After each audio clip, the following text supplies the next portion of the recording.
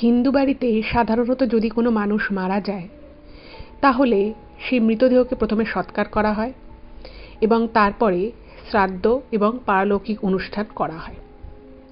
এবং এই শ্রাদ্ধের কাজ করার জন্য পুরোহিত মশাইকে কিন্তু বাড়িতে এসে সেই কাজ করতে হয়, সেটা আমরা সকলেই জানি।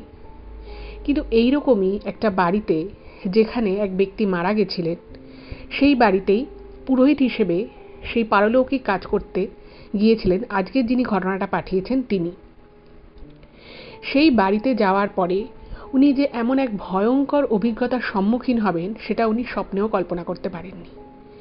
এবং সঠিক সময় তিনি যে কাজটি করেছিলেন তার জন্য কিন্তু বলা যেতে পারে সেই বাড়ির কিছু লোক প্রাণে বেঁচে গেছিল।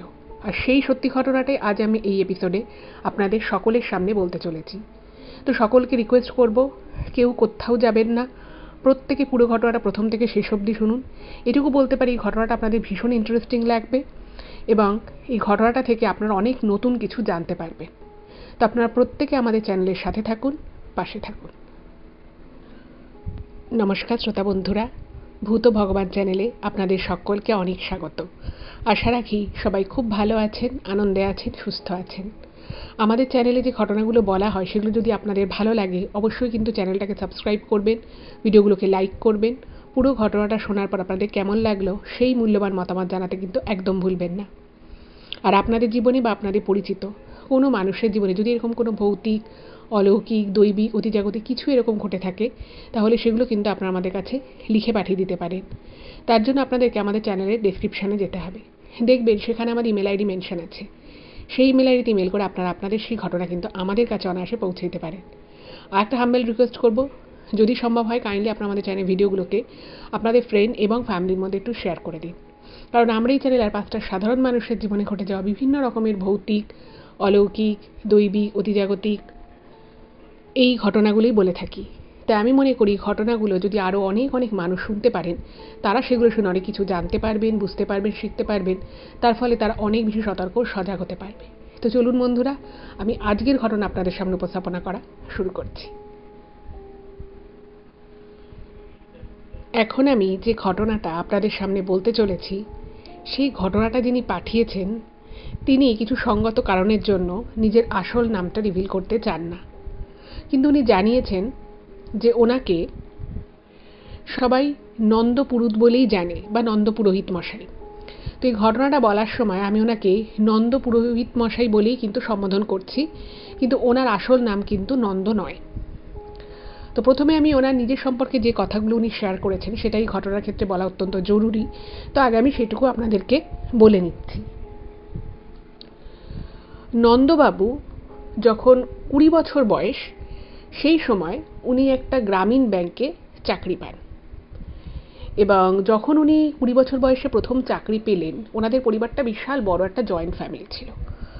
তো ওনার ঠাকুমা বেঁচে, ওনার মা বেঁচে, ওনার জেঠিমা বেঁচে, সবাই তখন বাড়িতে ভাবলো যে ছেলে যতই বয়স কম হোক, ও যখন মোটামুটি একটা চাকরি পেয়ে গেছে, তখন উনি আর গ্রামীণ একটা ব্যাংকে খুব একটা জাস্ট ক্লারিক্যাল জব পান এবং মাইনে কিন্তু খুব একটা বেশি ছিল না। আপনারা জানেন যে আগে কিন্তু সরকারি চাকরি হলেও মাইনে কিন্তু খুব একটা বেশি ছিল না। তো সবাই ভাবলো যে ঠিক আছে, ছেলের তাহলে বিয়ে দিয়ে দেওয়া যাক। এবার ওই সময় ওনার খুব একটা ইচ্ছে ছিল না, আর যেটা উনি ইমেলে জানিয়েছেন যে ওনার চাকরি করারও খুব একটা ইচ্ছে ছিল না। তো উনি ভাবলেন যে ঠিক আছে, পরিবারের চাপে পড়ে উনি চাকরি করলেন এবং তারপরে বাড়ির লোকজন বলে এবং উনি বিয়েও করে নেন। এবং 21 বছর বয়স হওয়ার আগেই কিন্তু ওনার বিয়ে হয়ে যায়। এবার বিয়ে হয়ে গেল, তারপরে আস্তে আস্তে ওনার সংসার জীবন শুরু হলো। এবার সব কিছুর মধ্যেই আস্তে আস্তে ওনার ছেলে মেয়ে হলো, জীবন ভালোভাবেই চলছে। কিন্তু বিভিন্ন জিনিস ওনাকে অনেক কিছু ভাবিয়ে তুলত। প্রথমত হচ্ছে যেটা উনি লিখেছেন যে উনি একটা জিনিস বা একটা ক্ষমতা যে ওনার মধ্যে রয়েছে সেটা উনি অনেক আস্তে আস্তে আর কি বুঝতে পারেন, অনেকটা সময় ধরে। যেমন উনি কোনো বাড়িতে গেলে হঠাৎ করে ওনার মনে হতো যদি বাড়িতে কোনো গণ্ডগোল থাকতো বা বাড়িতে হয়তো এমন একটা কিছু আগামী দিনে ঘটতে চলেছে যেটা খুব একটা ভালো বিষয় নয়, বা সেই বাড়িতে হয়তো খুব আনন্দের, খুব ভালো কিছু ঘটতে চলেছে, সেটাও উনি বুঝতে পারতেন। এবার হয়তো উনি নিজের পরিবারের সাথে বা ওনার স্ত্রীর সাথে কোথাও গেছেন কোনো বাড়িতে, সেখানে হয়তো কিছু একটা ভালো লাগলো না, উনি না ফট করে বলে দিতেন যে বাড়িটার মধ্যে আমার অমুক জিনিসটা ঠিক ভালো লাগছে না। তো তারা হয়তো বাড়ির লোক একটু অবাক হয়ে যেত, কখনো কখনো বিরক্তও হতো। এবার দেখা যেত যে উনি কথাটা বলার কিছুদিনের মধ্যেই সেই বাড়িতে একটা ঘটনা ঘটলো। আবার এরকম হতো যে উনি হয়তো একটা বাড়িতে গেলেন, সেই বাড়িতে হয়তো বাড়ির লোকজন হয়তো খুব গরিব, কিন্তু খুব সুন্দর করে ঠাকুরঘরটা সাজানো, সুন্দর পরিপাটি করে ঘরে জিনিসপত্র গুছিয়ে রাখা, সব কিছু ভালো। তো উনি না দেখে বলতেন যে তোমাদের এইরকম অবস্থা থাকবে, তোমাদের দেখবে অনেক উন্নতি হবে, তোমাদের অনেক ভালো কিছু হবে। এবং দেখা যেত যে 5-6 মাসের মধ্যে সেই কথাটা ফলে যেত, সত্যি সত্যি সেই বাড়ির লোকেদের অনেক আর্থিক উন্নতি হতো, সব কিছু ভালো হতো। তো এই বিষয়গুলো ওনার মধ্যে আস্তে আস্তে আসতে থাকে। এবং প্রথম যখন ওনার এই জিনিসগুলো মনে হওয়া শুরু হলো, বা উনি যখন এই কথাগুলো সকলকে বলতেন, সবাই ভাবতো যে ঠিক আছে বলেছে, হয়তো একটা আধটা কথা মিলে গেছে। কিন্তু এই বিষয়টা আস্তে আস্তে ওনার জীবনে রিপিটেডলি ঘটতে থাকে, এবং উনিও আস্তে আস্তে বুঝতে পারেন যে হয়তো ওনার মধ্যে খুব সামান্য হলেও একটা বিশেষ ক্ষমতা আছে, যেটা সেই স্থান কাল পাত্রর মধ্যে থাকলে ওনার হয়তো মনে একটা একটা ধারণা হোক বা একটা চিন্তা ওনার আসে, এবং সেটা যে খুব ভুল নয় সেটা তার কিছুদিনের মধ্যেই প্রমাণিত হয়ে যায়। এবং এই জায়গা থেকে আস্তে আস্তে কিন্তু এই নন্দবাবু ঠাকুর দেবতা পুজো আর্চা এসবের প্রতি ওনার ঝোঁকটা বেড়ে যায়। এইবারে নন্দবাবু আস্তে আস্তে বাড়িতে পুজো আর্চা করা শুরু করেন, বিভিন্ন বইপত্র, ঠাকুর দেবতার যে বইপত্র রয়েছে সেগুলো সম্পর্কে পড়াশুনো করা, জানা, সেগুলো উনি শুরু করেন। এবার যেহেতু উনি অনেক কম বয়সে চাকরিতে ঢুকেছিলেন, এবং সেই সময় ওনার চাকরি করার একেবারেই ইচ্ছে ছিল না, কিন্তু বাড়িতে সবাই বলেছিল যে না, চাকরিটা পেয়েছিস যখন চাকরিটা ছাড়িস না। কি বলা যায়, যে যখন তোর চাকরির ইচ্ছে হবে বা যখন তোর মনে হবে যে না এবার চাকরি করি, তখন হয়তো দেখা যাবে তুই একটা ভালো চাকরি পাচ্ছিস না। তো এই সমস্ত কিছুকে মাথায় রেখে অত ছোট বয়সে উনি কিন্তু কাজ করা শুরু করেন। সবে ওনার 20 হয়েছে আর উনি চাকরি করেছেন, আর 21 বছর হওয়ার আগে ওনার বিয়েও হয়ে যায়।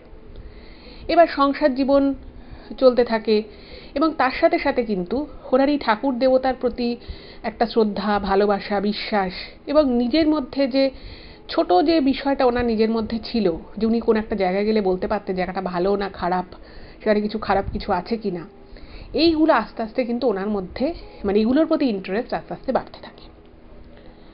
এবং উনি মনে মনে চিন্তা করে নেন যে ওনার ছেলে মেয়ের একটা নির্দিষ্ট বয়সে পৌঁছানো অবধি, বা কিছু নিজের টাকা পয়সা একটা তো ভবিষ্যতের জন্য জমাতে হয়, ছেলে মেয়েদের জন্য জমাতে হয়। তো উনি মনে মনে ভেবে রেখেছিলেন যে একটা জায়গায় যখন উনি এসে পৌঁছে যাবেন, একটা ফিনান্সিয়াল স্টেবিলিটি যখন ওনার চলে আসবে, তখন আর উনি কাজ করবেন না। এবার উনি যখন ওনার স্ত্রীকে এই কথাটা বলতেন, ওনার স্ত্রী বলতেন যে তুমি যদি চাকরি না করো তাহলে আমাদের সংসারটার কি হবে, ছেলে রয়েছে মেয়ে রয়েছে, এদের কি হবে। এবং উনিও সেটাই ভাবতেন। এইবারে বাড়িতে উনি পুজো আর্চা করা থেকে শুরু করে আস্তে আস্তে উনি আশেপাশের লোকজন বলতো, কারোর হয়তো বাড়িতে একটা কোনো পুজো আছে, ওনাকে বলতো যে নন্দ তুই এসে একটু আমাদের বাড়ির পুজোটা করে দিবি। তো নন্দবাবু খুব আনন্দে যেতেন। ওই পুজো করা বিষয়টা ওনার এত ভালো লাগতো, কে কি দেবে, দান দক্ষিণা, সেসব উনি কিছু মাথায় রাখতেন না, কিছু চাইতেনও না, কিছু বলতেনও না, কিন্তু পুজো করতে যাওয়া ব্যাপারটা ওনার খুব ভালো লাগে। এবার সেই করতে করতে উনি বিভিন্ন রকমের পুজো শিখলেন। তারপরে উনি ওখানকারই আর একজন বৃদ্ধ পুরোহিত মশাই ছিলেন, তার কাছ থেকে উনি আরও বড় পুজো, যেমন মা দুর্গার পুজো, মা কালীর পুজো, সেই সমস্ত পুজো কিভাবে করতে হয় সেই মতো পুজো পদ্ধতি সম্পর্কে জানেন। এবং ওই ঠাকুরমশাইয়ের সাথে সাথে সাথে উনি বিভিন্ন বড় বড় পুজোতে যেতেন, শুধুমাত্র পুজোর কাজটা শেখার জন্য।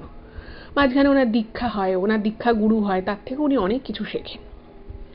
এবং এরকম করে করে শুধু পুজো আর্চাই নয়, বিয়ে শ্রাদ্ধ এগুলো কি করে করে, এগুলো কিভাবে করতে হয়, কি কি তার নিয়মকানুন আছে, তার কি বইপত্র আছে, তার প্রত্যেকটা স্টেপ কি, সমস্ত কিছু কিন্তু ওই বৃদ্ধ যে ঠাকুরমশাই ছিল তার সাথে গিয়ে গিয়ে গিয়ে গিয়ে উনি কিন্তু এই নন্দ বাবু তিনি সমস্তটা শিখে নিলেন। এবং আস্তে আস্তে উনি যেখানে থাকতেন তার আশেপাশে টুকটাক পুজো আর্চা করা, পুজো তো করতেনই, তারপরে বড় পুজো, কোনো হয়তো ক্লাবের মা দুর্গার পুজো হবে, সেই পুজোর দায়িত্ব প্রথমবার উনি পেলেন। খুব সুন্দরভাবে পুজো করেন, সবাই খুব প্রশংসা করে এবং তারপরে আস্তে আস্তে মা কালীর পুজো, বিয়ে দেওয়া, শ্রাদ্ধানুষ্ঠান, এই সমস্ত কিছু কিন্তু উনি আস্তে আস্তে করা স্টার্ট করে দিলেন। এবং ওই চাকরির সাথে সাথে উনি পুজো করা, বিয়ে দেওয়া, মানে পুরোহিতরা যা যা কাজ করে থাকেন আর কি, সমস্ত কিছু উনি করতে লাগলেন। আস্তে আস্তে ওনার ছেলে মেয়ে তারাও বড় হতে লাগলো।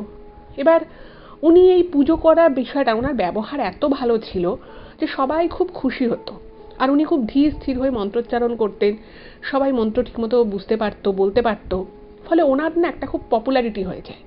মানে ওনার এরিয়া ছাড়িয়েও আরও বিভিন্ন জায়গায় কিন্তু অনেক দূরে দূরেও অনেকে বলতো যে, মানে রেকমেন্ড করতো যে আমাদের ওখানে এক খুব ভালো ঠাকুরমশাই আছে, তো তোমাদের বাড়ির যদি কোনো পুজো আর্চা, বিয়ে, শ্রাদ্ধ কিছু যদি কাজ লাগে ওনাকে বলো, উনি কিন্তু খুব ভালোভাবে ধরে ধরে কাজটা করে। এই করে করে উনি দূরে দূরেও পুজো আর্চা করা শুরু করলেন এবং আস্তে আস্তে দান দক্ষিণাও ভালো পেতে লাগলেন। এবার একটা সময় ওনার এলো যখন উনি না কাজের সাথে সাথে, মানে উনি তো একটা জায়গায় চাকরি করতেন, তো সেই ব্যাংকের কাজের সাথে সাথে এই কাজটাকে উনি মানে দুটোকেই সমান তালে আর চালাতে পারছিলেন না, কারণ অনেক সময় দূরে দূরে যেতে হতো, সেই সব কারণ তো ছিলই। এইবারে যখন একটা সময় এলো যখন উনি অনেক কষ্ট করেও ওনার চাকরি আর এই পুরোহিতের কাজ দুটোকে আর চালাতে পারছেন না, আর ইন দ্য মিন টাইম ওনার মেয়েরও বিয়ে হয়ে যায়, ছেলেও মোটামুটি ভালোই ঠিকঠাক জায়গায় চলে গেছে, তো তখন উনি ভাবলেন যে না, অনেক চাকরি করা হয়েছে, এবার আমি চাকরিটা ছেড়ে দেব। এবং উনি যে পুরোহিতের যে কাজ করতেন সেখান থেকে উনি যা দান দক্ষিণা পেতেন সেটা কিন্তু বেশ ভালো রকমই পেতেন। আর এই চাকরি করে এবং এই পুরোহিতের কাজ করে উনি বেশ কিছু টাকা পয়সা জমিয়েছিলেন। এবং ওনার যেহেতু প্রথম থেকেই একটা মনে শখ ছিল যে উনি এইটা নিয়েই থাকতে চান, এবার উনি যখন দেখলেন যে না, আমি আর এটা পারছি না, আমার মেয়ের বিয়ে হয়ে গেছে, আমার ছেলের জন্য যা যা যেটুকু যা করতে পেরেছি সেটাও খারাপ কিছু নয়, মানে কিছু আমি সঞ্চয়ও করেছি, তখন উনি মানে একদম ডিসিশন নিয়ে নিলেন উনি চাকরিটা ছেড়ে শুধুমাত্র পৌরোহিত্য করবেন। তো যা ভাবা তাই কাজ, ওনার চাকরির রিটায়ারমেন্টের 10 বছর আগে উনি ভলেন্টারি রিটায়ারমেন্ট নিয়ে নেন, ভিআরএস। যাই হোক, এবার নেয়ার পর থেকে উনি মানে ভীষণ খুশি, মানে মনে মনে উনি খুব স্যাটিসফাইড ছিলেন যে এবার আমি পুরো মন খুলে পুজো আর্চা করবো, মানে যে কোনো জায়গায় আমি দূরে হলেও যেতে পারবো। এবং উনি তখন ওনার ব্রেন থেকে অনেকটা টেনশনও কমে গেছে, যেহেতু ওনার মেয়ের বিয়ে হয়ে গেছে, ছেলেও মোটামুটি অনেকটা দাঁড়িয়ে গেছে। তো এবার উনি শুরু করলেন। এবারে উনি আজকে যে ঘটনাটা আমি আপনাদেরকে বলবো, সেই ঘটনাটা ঘটার আগে কিছু না হলেও উনি 50 থেকে 60টা তো শ্রাদ্ধের কাজ করিয়েইছেন। এবং প্রত্যেকটা শ্রাদ্ধের কাজে উনি খুব ধরে ধরে একদম নিয়ম নিষ্ঠা মেনে যেভাবে আর কি করা সেভাবেই উনি করেছেন। কিন্তু কখনো এর আগে কোনো বাড়িতে শ্রাদ্ধ করাতে গিয়ে ওনার কখনো মনে হয়নি যে এই বাড়িতে কিছু একটা ঘটতে চলেছে, বা যে ব্যক্তি মারা গেছে সেই ব্যক্তি মানে মারাত্মকভাবে তার একটা কোনো প্রভাব পড়ে থাকতে পারে বাড়িতে, এরকম কখনো কিছু মনে হয়নি। হ্যাঁ, যেটা উনি ইমেলে মেনশন করেছেন, যে এটা ওনার মনে হয়েছে যে কখনো হয়তো কোনো একটা বাড়িতে উনি শ্রাদ্ধে গেছেন, হয়তো দেখা যাবে যে সেই বাড়ির যে আর কি মারা গেছে সে হয়তো সেই তিথি নক্ষত্র দেশে সে হয়তো কোনো দোষ পেয়েছে, বাড়িতে হয়তো টুকটাক কিছু একটা শব্দ শোনা যাচ্ছে, কখনো হয়তো মনে হচ্ছে কিছু একটা চলে গেল, এই ধরনের বিষয় উনি পেয়েছেন। এবং তার জন্য যে প্রায়শ্চিত্ত করা বা তার জন্য যে স্পেশাল যে কাজগুলো ক্রিয়াদি করতে উনি সেগুলো করিয়েছেন। এবং করানোর পরে সব কিছু যেটুকু যা সমস্যা ছিল বা তিথিগত দিক থেকে যে দোষ ত্রুটিটা পেয়েছিল সেগুলোও সরে গেছে। কিন্তু কখনোই ওনার কোনো বাড়িতে হয়তো উনি শ্রাদ্ধ করতে ঢুকেছেন, ওনার মনে হয়নি যে এই বাড়ির মধ্যে একটা মারাত্মক কিছু ঘটনা ঘটতে চলেছে, এরকম কখনো ওনার মনে হয়নি। কিন্তু আজকে আমি এখন যে ঘটনাটা বলছি, তো এটা যখন ঘটে তো ওনার কাছে একদিন একটা প্রস্তাব আসে যে ওনার যেখানে বাড়ি সেখান থেকে বেশ কিছুটা দূরে একটা বাড়ি রয়েছে এবং সেই বাড়ির একজন ভদ্রলোক মারা গেছে। তো বলছে যে যে বাড়ির লোক আর কি আছে, তো তারা খুব বেশি কিছু চেনে না জানে না, তো তারা এরকম একটা পুরোহিত খুঁজছে ভালো, যে সুন্দর করে পারলৌকিক কাজকর্ম শ্রাদ্ধানুষ্ঠানটা করবে। তো নন্দবাবু বলেছেন যে ঠিক আছে, আমি করে নেবো, কোনো অসুবিধে নেই। তো ওনাকে মোটামুটি ফোন টোন করে সমস্ত কিছু ডেট ফেট বলে দিয়েছে, এবং উনি ফোনে আর কি বলে দিয়েছেন শ্রাদ্ধের কাজের জন্য কী কী জিনিসপত্র দরকার আছে সেগুলো সমস্ত কিছু কিনে রেডি রাখতে বলেছে। এবারে নির্দিষ্ট দিনে উনি চলে যান কাজ করতে আর কি। এবার উনি গিয়ে দেখছে একটা দোতলা বাড়ি, এবং বাড়িটাকে দেখেই, মানে তখন উনি বাড়ির ভিতরে ঢোকেননি, বাড়িটাকে দেখেই নন্দবাবুর কেন জানি না মনে হয় যে বাড়িটা একটা কীরকম লাগছে। মানে ওনার মনের মধ্যে না প্রথমেই একটা খুব নেগেটিভ জিনিস চলে আসে। যাই হোক, উনি সেটা কতটা পাত্তা দেননি, এবং তারপরে উনি বাড়ির গেট খুলে বাড়ির মধ্যে ঢুকেছে। যে মুহূর্তে উনি বাড়ির ভিতরে ঢোকেন, ওনার মনে হয় যে পুরো বাড়িটার মধ্যে একটা প্রচণ্ড ভয়ঙ্কর একটা শক্তিশালী কিছু পুরো বাড়িটাকে কবজা করে রেখেছে। এবং বাড়ির যে লোকজন, মানে বেশ কিছু লোকজন ছিল, তার মধ্যে ওই বাড়ির একদম যারা শ্রাদ্ধের কাজটা করবে, তো সেই লোকজন ছিল, আরও 2-3 জন আত্মীয়, খুব বেশি লোক ছিল না। তো প্রত্যেককে দেখে ওনার মনে হয় যে প্রত্যেকটা মানুষের উপরে ওই যে প্রবল ভয়ঙ্কর যে শক্তিশালী যে জিনিসটা এই বাড়ির মধ্যে রয়েছে, প্রত্যেকের উপরে যেন মনে হচ্ছে নজর রাখছে, মানে এটা আমার মনে হয়। এবং আরও বেশি উনি বুঝতে পারেন যে একজন লোক, তার বয়স হবে ওই 30-32 এরকম, তো সে মেইনলি আর কি পারলৌকিক কাজটা করতে বসবে, শ্রাদ্ধের কাজটা করবে। এবং তাকে দেখে মনে হয়, মানে এই নন্দবাবুরই মনে হয় যে এই মানুষটা মনে হয় একটা ভালো মানুষ নয়, এবং যে ভয়ঙ্কর শক্তিটা পুরো এই বাড়িটাকে কবজা করে রেখেছে, সে কিন্তু এর উপরে যে কোনো সময় যে কোনো মুহূর্তে আঘাত হানতে পারে, এটা ওনার মনে হয়। এবার দেখুন, যারা এই জিনিসগুলো বুঝতে পারে বা যাদের মনে এই জিনিসগুলো আসে, তারা না ফট করে কিন্তু এই কথাগুলো বলতে পারে না, কারণ উনি এসছেন শ্রাদ্ধের কাজ করাতে। উনি সিস্টেমেটিকভাবে যেরকম রিচুয়ালস আছে সেরকম কাজ পরপর করাবে, করিয়ে উনি ওনার মতো চলে যাবে, এটাই হচ্ছে কাজ। এবার সেই জায়গা থেকে এক্সট্রা কথা বলা বা এক্সট্রা কিছু জিজ্ঞেস করা, সেটা অনেক সময় অনেকে ভালোভাবে নাও নিতে পারে। তো উনি তো জিনিসপত্র যা কেনা ছিল সেগুলো দিয়ে উনি কাজকর্ম শুরু করেছে। এবার ওনার না নন্দবাবু প্রথম থেকেই কেন জানি না মনে হচ্ছে, মানে একটা বাড়িতে ধরুন একটা কাজ হচ্ছে, শ্রাদ্ধের কাজই হচ্ছে, তো সেখানে সবাই সবার সাথে কানে কানে কথা বলবে, এটা একটু অড লাগে। এবং উনি দেখছে যে খুব বেশি আত্মীয় স্বজন বা লোকজন নেই, কিন্তু যে কজন লোক আছে সবাই না কানে কানে কথা বলছে। কেউই মানে সরাসরি জোরে কথা বলছে, মানে খুব সাধারণ কথাও কানে কানে বলছে, ফিসফিস করে বলছে, এরকম টাইপের, যেটা ওনার কাছে খুব অড লাগে। তো আবার উনি ভাবছেন যে আচ্ছা, যে ছেলেটা কাজ করতে বসবে সে রেডি হচ্ছে, সে এই যে লোকটি মারা গেছে তার কে হয়, এবং দেখে বুঝতে পারছে যে, মানে তার হাব ভাব চালচলন দেখে বোঝা যাচ্ছে। আর যাই হোক, যে লোকটা মারা গেছে আর যে ছেলেটা কাজে বসবে, মানে সেই ছেলেটার বাবা এ নয়। তো উনি বলছেন, মানে উনি খুবই বিনয়ের সাথে জিজ্ঞেস করে যে আপনার কে হয়, মানে আপনি যার শ্রাদ্ধের জন্য বসছেন কাজ করতে, তিনি আপনার কে হয়। তো সেই ছেলেটা বলে যে আমার সম্পর্কে আমার জ্যাঠা হয়, কিন্তু মানে তিনি আমার কাছে বাবার মতোই বা বাবার থেকেও বড়, এরকম নানান খুব ভালো ভালো কথা বলে। এবং উনি বলেন ঠিক আছে, তুমি এই জিনিসগুলো করো এবং আমি এরপরে মন্ত্র উচ্চারণ করবো, তুমি আমার সাথে সাথে মন্ত্র উচ্চারণ করবে, এবং আমি যখন যেটা যেভাবে করতে বলবো তুমি সেভাবেই করবে। তো ছেলেটি বলে ঠিক আছে। এইবারে ওই বাড়ির যেখানে ওই পারলৌকিক কাজকর্মগুলো হচ্ছিল, সেটা ছিল বাড়ির মানে ভিতরে একটু সাইড করে একটা গ্যারেজ মতো জায়গায়। সেখানটা আর কি একটা চওড়া জায়গা, এবং সেখানে গাড়ি ফাড়পত্র সরিয়ে দিয়ে সেখানে আর কি পুরো ব্যবস্থাটা করা হয়েছে, এবং সেখানে শ্রাদ্ধের কাজটা শুরু হয়। এবং কিছুক্ষণ কাজ করার পরে, যেহেতু ওই জায়গাটায় একটা মানে শাটার দিয়ে একটা বড় এন্ট্রান্স মতোই ছিল, এমনিতে কোনো জানলা ছিল না, তো কিছুক্ষণ শ্রাদ্ধের কাজকর্ম ঠিকঠাক মতো চলে, এবং তারপরে কিন্তু পাওয়ার কাট হয়ে যায়। এবার যেহেতু পাওয়ার চলে যায়, ফলে ওই জায়গার আলোটা পুরোপুরি বন্ধ হয়ে যায়। এবার তার সাথে সাথে আকাশে প্রচণ্ড মেঘলা করে বৃষ্টি শুরু হয়, এবং সঙ্গে সঙ্গে ওই যেহেতু ঝড়ের মতো একটা প্রথমে হাওয়া আসে আর পাওয়ারও চলে গেছে, তো কাজ করা কিন্তু ওখানে বেশ মুশকিল হয়ে যায়। এবং তখন এই পুরোহিত মশাই নন্দবাবু কিছু বলেননি, কিন্তু যিনি আর কি শ্রাদ্ধের কাজে বসেছিলেন এবং বাড়ির আর একজন লোকও বলে যে তাহলে একটু গ্যাপ দেয়া হোক, কারণ এভাবে জায়গাটা অন্ধকার হয়ে গেছে আর ওই মোম টোম জ্বলছিল সেগুলো হাওয়াতে নিভে টিভে গেছে। তো বলছে যে একটু কিছুক্ষণ পরে হয়তো পাওয়ার চলে আসবে, কারেন্ট চলে আসলে তারপরে আবার কাজটা শুরু হবে।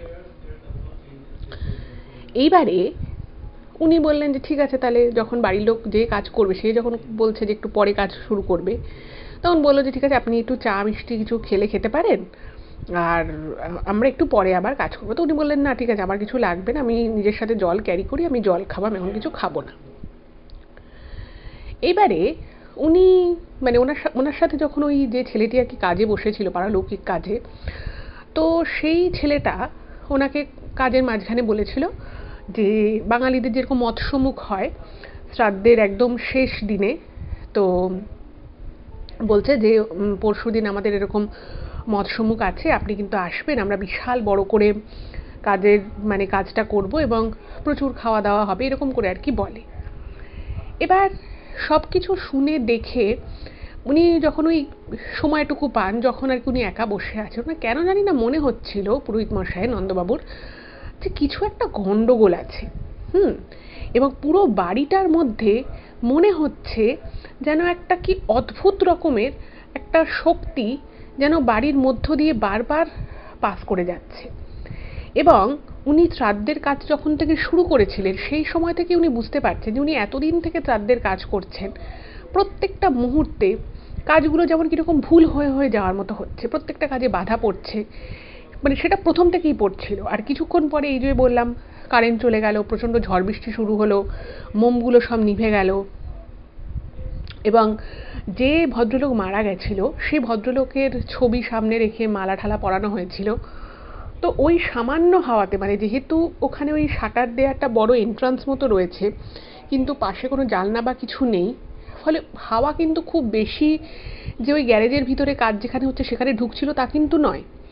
কিন্তু তা সত্ত্বেও পুরো একদম মালা পড়ে গেল, অদ্ভুত টাইপের, কোনোভাবে যেন মনে হচ্ছে যে যার কাজ করা হচ্ছে, যার শ্রাদ্ধের কাজ হচ্ছে, সে কোনোভাবেই চাইছে না কাজটা সম্পন্ন হোক। এবং উনি বুঝতে পারছেন যে কিছু একটা মনে হয় এবার হবে। এইবারে পুরো যেটা ঘটনা ঘটলো সেটা হচ্ছে যে বৃষ্টিটা থেমে গেল, কিন্তু আকাশ প্রচণ্ড মেঘলা এবং কিছুক্ষণের মধ্যে পাওয়ারও চলে এসছে, কারেন্ট চলে এসছে। এবার আবার ওই ছেলেটা এসে বসেছে কাজটা আবার কন্টিনিউ করবে বলে। এবার কাজটা পুরোহিত মশাই শুরু করছেন এবং পুরোহিত মশাই যেভাবে বলছে সেটা সেভাবে করা শুরু করেছে। ঠিক সেই মুহূর্তে বিশাল জোরে একটা আওয়াজ হয় এবং সমস্ত লাইটপত্র বাড়ির নিভে যায় এবং সবাই যখন ছুটে সেই শব্দের দিকে গেছে তো দেখছে যে ওই বাড়ির যে মিটার বক্স রয়েছে সেখানে কিছু একটা বড়সড় ফল্ট হয়েছে। এবং শুধু ফল্ট হয়েছে তাই নয়, সেখানে আর কি কিছু একটা শর্ট সার্কিট মতো হয়ে গেছে এবং পুরো বাড়ির সমস্ত লাইট কানেকশন পুরো ইলেকট্রিক কানেকশনটাই পুরো উড়ে গেছে। এবার তো মহা ঝামেলা, কারণ বাড়িতে একটা শ্রাদ্ধের কাজ চলছে আর তখন দুপুর গড়িয়ে গেছে। এবার ওরা তড়িঘড়ি একটা ইলেকট্রিশিয়ানকে ফোন করেছে। এবার ইলেকট্রিশিয়ান বলছে যে সে আবার একটা দূরে কোথায় কাজে গেছে এবং সে নাকি সেখানে গিয়ে ফেঁসে গেছে, তার আসতে 2 থেকে 3 ঘন্টা লাগবে, সে সন্ধ্যের আগে ঢুকতে পারবে না। এবারে বুঝুন এই শ্রাদ্ধের কাজটা মোটামুটি সন্ধ্যের মধ্যেই সারতে হবে, তারপরে বাকি কিছু কাজ পুকুর ঘাটে গিয়ে আবার করতে হবে, ফলে সন্ধ্যে পর্যন্ত কাজ বন্ধ রাখা কিন্তু কোনোভাবেই সম্ভবপর নয়। তো সে কথাটা নন্দবাবু পুরোহিত মশাই আর কি সেটা বাড়ির লোককে বলে দেয়, বাড়ির লোক বলতে ওখানে 6-7 জন মতো ছিল। এইবারে ওই যে ছেলেটি কাজের জন্য বসেছিল তার একজন স্ত্রী ছিলেন। এবার সেই স্ত্রী হঠাৎ করেই যখন এটা শোনেন যে কারেন্ট আসতে দেরি হবে, আবার এদিকে পুরোহিত মশাই বলছেন যখন যে কাজটা শেষ করতে হবে একটা নির্দিষ্ট সময়ের মধ্যে, তো সে বউটা তখন খুব বিরক্ত হয়ে বলে যে ঠিক আছে অত ডিটেলে কাজ করার কোনো দরকার নেই, যেটুকু না করলে নয় সেটুকু করে ছেড়ে দিন। এবার এই কথাটা যখন শোনে তখন না ওনার একটা কীরকম যেন খটকা লাগে যে একটা শ্রাদ্ধের কাজ হচ্ছে, আমি পুরোহিত মশাই হয়ে আমি বলছি যে হ্যাঁ আমি ঠিকঠাক মতো করে করিয়ে দিচ্ছি সমস্ত কাজ, কিন্তু ওই ছেলেটা এবং ও ছেলের যে বউ তারা কিন্তু খুব যে মন দিয়ে কাজটা করতে চাইছে তা কিন্তু নয়। এইবারে শুরু হলো একটা অদ্ভুত বিষয়। যতবারই এই শ্রাদ্ধের কাজের জন্য উনি শুকনো বেলকাঠ দিয়ে মানে আর কি যজ্ঞের প্রস্তুতি নিতে চাইছেন, ঠিক ততবারই কোনোভাবেই উনি বেলকাঠগুলোকে জ্বালাতে পারছেন না। এবার বেলকাঠগুলো জ্বালানোরই চেষ্টা করছেন পুরোহিত মশাই, ঘি ঢালছেন, কর্পূর দিচ্ছেন। এবার বুঝতেই পারছেন মানে শুকনো কাঠের মধ্যে যদি ঘি দেয়া হয়, কর্পূর দেয়া হয়, এগুলো খুবই দাহ্য বস্তু, ফট করে জ্বলে যাওয়ার কথা। আর এমন নয় যে কোনো ভিজে মানে কাঠগুলো ভিজে থাকলে অনেক সময় জ্বলতে চায় না, এরকম কিন্তু কোনো বিষয় নেই। কোনোভাবে উনি জ্বালাতে পারছেন না।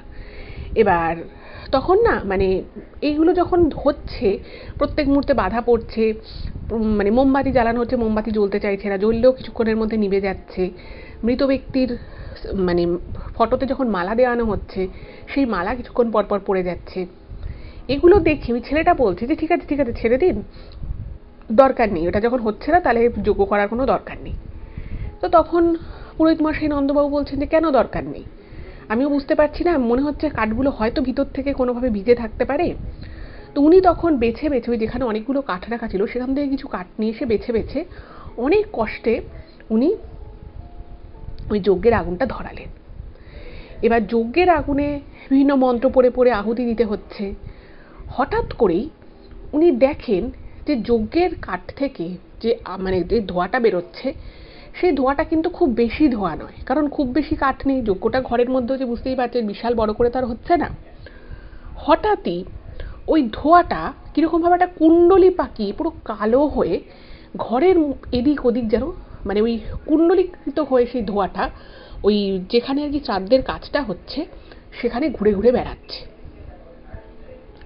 এবং ঘুরে বেড়াতে বেড়াতে যখন ওই বাড়ির ওই যে লোকটি আর কি কাজে বসেছে, যে ছেলেটি, তার বউ যখন মানে এক জায়গায় বসেছিল, তো ওর বউ না হঠাৎ করেই ওই জিনিসটা যখন ওনার কাছে আসে, ওই ধোয়ার কুণ্ডলী মতোটা, মানে সবাই ওখানে যারা ছিল সবাই তো অবাক হয়ে গেছে যে এইটুকু মানে যজ্ঞের ধোঁয়া থেকে এরকম কালো কুণ্ডলী কি করে এলো।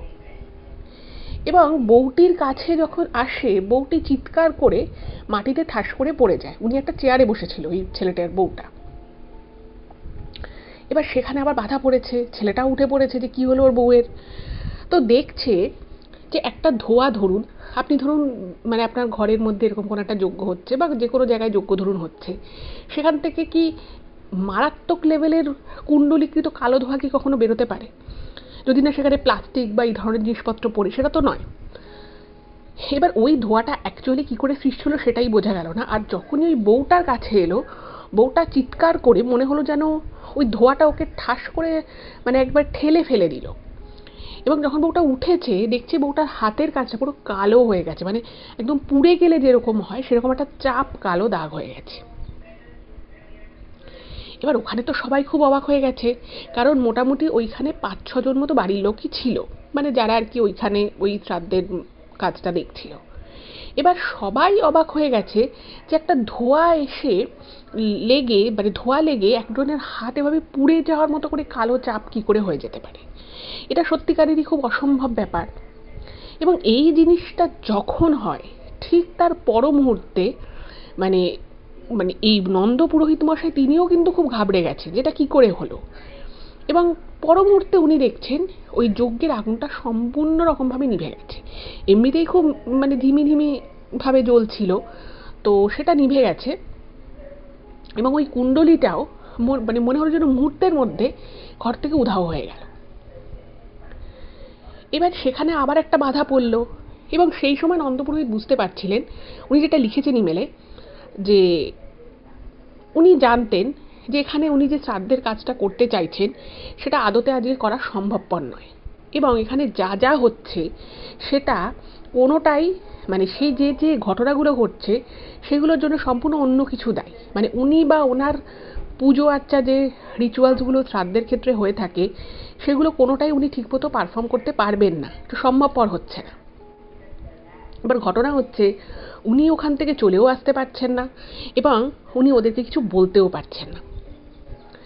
এরপরে যেটা হলো, যখন সবাই বউটাকে তুলে নিয়ে বসাতে ঘরে নিয়ে গেছে দুজন, তো তখন ওই ছেলেটা খুব বিরক্ত হয়ে নন্দপুরোহিতকে বলে যে আপনি এটা এবার তাড়াতাড়ি শেষ করুন, আর এটা কী হলো কেন হলো কিছু বুঝতে পারছি না। এবার এদিকে কি হয়েছে, বউটাকে নিয়ে দুজন ঘরের ভিতরে গেছে। ঠিক সেই মুহূর্তে ওই বাড়িটা, মানে ওখানে নন্দপুরোহিত যে ছেলেটি শ্রাদ্ধের কাজ করছিল সে এবং আরও দুজন ছিল তখন ওখানে উপস্থিত, যেখানে আর কি শ্রাদ্ধের কাজটা হচ্ছে। সকলে বুঝতে পারে যেভাবে ঠিক ভূমিকম্প হলে যেভাবে মানে নড়ে ওঠে, ঠিক সেরকমভাবে কয়েক সেকেন্ডের জন্য পুরো বাড়িটা নড়ে ওঠা। যেহেতু ওরা মেঝেতে বসেছিল, ওরা কিন্তু এই কম্পনটা খুব ভালোভাবে লক্ষ্য করে, এবং যে মুহূর্তে এই কম্পনটা ওরা বুঝতে পারে, ঠিক সেই মুহূর্তের মানে তার থেকে হয়তো 2-3 সেকেন্ডের মধ্যে ওই বউটি, যে ছেলেটি আর কি কাজ করছে, সেই বউটি এবং আরও দুজন চিৎকার করতে করতে ওই ঘরে যেখানে আর কি শ্রাদ্ধের কাজ হচ্ছে সেখানে চলে এসছে। কি না ওই যে কাঁপা মতো ব্যাপারটা হলো, একটা ভূমিকম্পের মতো একটা কিছু শেক করে গেল, একটা কিছু কেঁপে উঠলো বাড়িটা, তাতে নাকি ঘরের জানলা মানে প্রায় 90% জানলার কাঁচ নাকি ভেঙে পড়েছে, এবং সেই কাঁচটা এমনভাবে ভেঙে পড়েছে আর একটু হলে এদের তিনজনের মানে মুখে চোখে গায়ের মধ্যে ভেঙে পড়তো। এবং তারা ভয় কি করেছে, যেহেতু ওই যেখানটায় আর কি গ্যারেজ মতো জায়গা, যেখানে ওই পাড়ালৌকিক কাজটা হচ্ছে শ্রাদ্ধের কাজ, সেখানে যেহেতু কোনো রকম কোনো মানে আমি বললাম যে কোনো জানলা ছিল না, তো তারা তখন প্রাণ ভয় এইখানে এসে ছুটে এসছে। এবার ওরাও বুঝতে পারছে না যে ব্যাপারটা হলোটা কি। আর সেই মুহূর্তে বাইরে বৃষ্টি হচ্ছে না, কিন্তু ঘন কালো মেঘ, এবং বেলাও হয়ে গেছে, 3টে বেজে গেছে, এবং তখনও কিন্তু শ্রাদ্ধের কাজ এখনও ঢের বাকি। এবার আপনারা হয়তো জানেন যে শ্রাদ্ধের কাজ করতে কিন্তু ওই চাল, আলু, কাঁচকলা এগুলো বিভিন্ন আর কি কলা পাতার উপরে দিয়ে কাজ করতে হয়। এবার সেগুলো দেওয়া আছে। ওখানে কিন্তু বাড়ির প্রত্যেকে উপস্থিত ছিল, এবং তার সাথে নন্দপুরোহিতও ছিলেন। সকলের চোখের সামনে মানে কেউ যদি বা কোনো মানুষ বা যে কেউ মানে ধরুন হাত দিয়ে ওই চাল, আলু, কলা যেগুলো থাকে সেগুলোকে যদি হাত দিয়ে যদি মানে সজোরে যদি কেউ ছিটিয়ে দেয়, মানে একদম হাত দিয়ে যদি সরিয়ে দেয়, যেরকম করে চারিদিকে চাল ডাল ছিটকে পড়বে, ঠিক সেই রকমভাবে সকলের চোখের সামনে, কেউ কিন্তু কোনো হাত দেখেনি, কোনো মানুষ এটা করেছে সেরকম কিচ্ছু কিন্তু দেখেনি। হঠাৎ করে মুহূর্তের মধ্যে শ্রাদ্ধের কাজ যখন আবার ওরা শুরু করেছে, নিজে থেকে ওই কলা পাতার উপরে যে চাল, আলু, কাঁচকলা এগুলো দেওয়া ছিল সেগুলো চারিদিকে ছিটকে গেল,